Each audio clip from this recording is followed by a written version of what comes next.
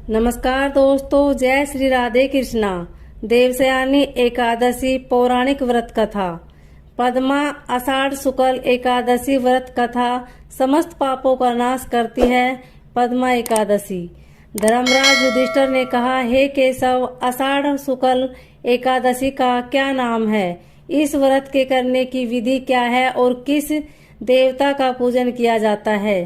श्री कृष्ण कहने लगे कि हे युधिष्ठिर, जिस कथा को ब्रह्मा जी ने नारद जी से कहा था वही मैं तुमसे कहता हूँ।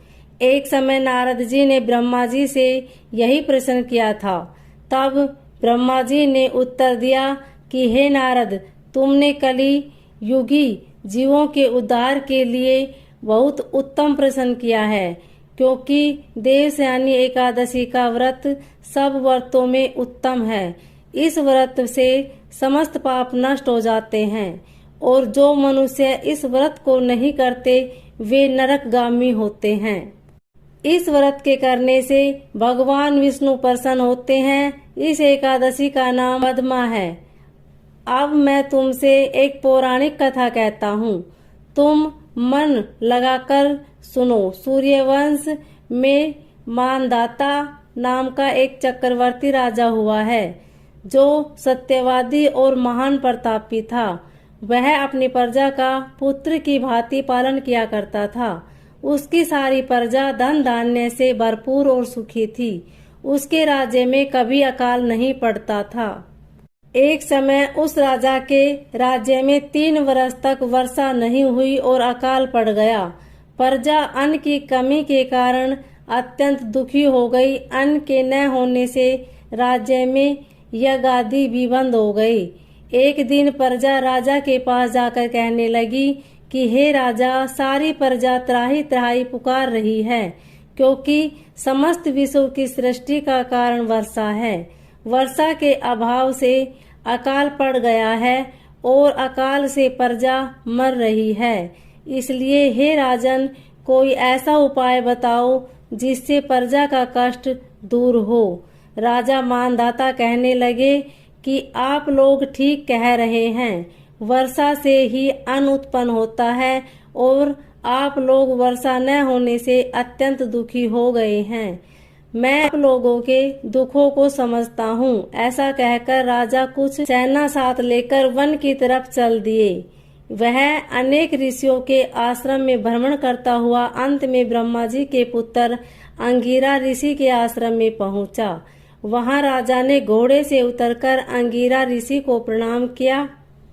मुनि ने राजा को आशीर्वाद देकर कुशल क्षेम के पश्चात उनसे आश्रम में आने का कारण पूछा।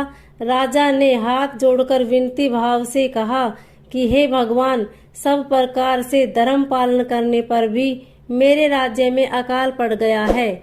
इससे प्रजा अत्यंत दुखी है। राजा के पापों के प्रभाव से ही प्रजा को कष्ट होता है, ऐसा शास्त्रों में कहा है। जब मैं धर्मानुसार राज्य करता हूँ तो मेरे राज्य में अकाल कैसे पड़ गया, इसके कारण का मुझको अभी तक नहीं चल सका।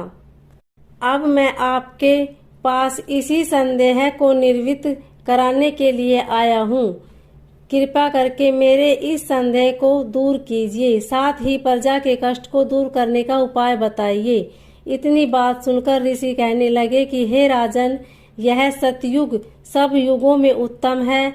इसमें धर्म को चारों चरण सम्मिलित है, अर्थात इस युग में धर्म की सबसे अधिक उन्नति है। लोग ब्रह्मा की उपासना करते हैं और केवल ब्राह्मणों को ही वेद पढ़ने का अधिकार है। ब्राह्मण ही तपस्या करने का अधिकार रख सकते हैं, परंतु आपके राज्य में एक शूद्र तपस्या कर रहा है। इसी दोष के कारण आपके राज्य में वर्षा नहीं हो रही है। इसलिए यदि आप प्रजा का भला चाहते हो तो उस शूद्र का वध कर दो।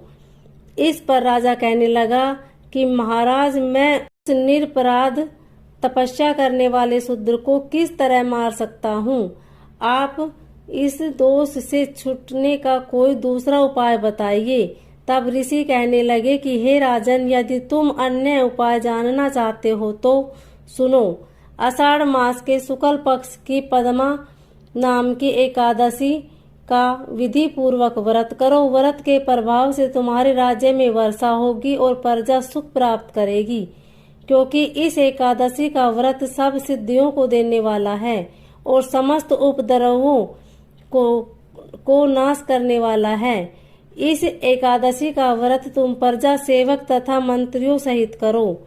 मुनि के इस वचन को सुनकर राजा अपने नगर को वापस आया और उसने विधि पूर्वक पद्मा एकादशी का व्रत किया। उस व्रत के प्रभाव से वर्षा हुई और प्रजा को सुख पहुंचा। अतः इस मास की एकादशी का व्रत सब मनुष्य को करना चाहिए। यह व्रत इस लोक में भोग और परलोक में मुक्ति देने वाला है। इस कथा को पढ़ने से मनुष्य के समस्त पाप नाश को प्राप्त हो जाते हैं। ओम नमो भगवते वासुदेवाय।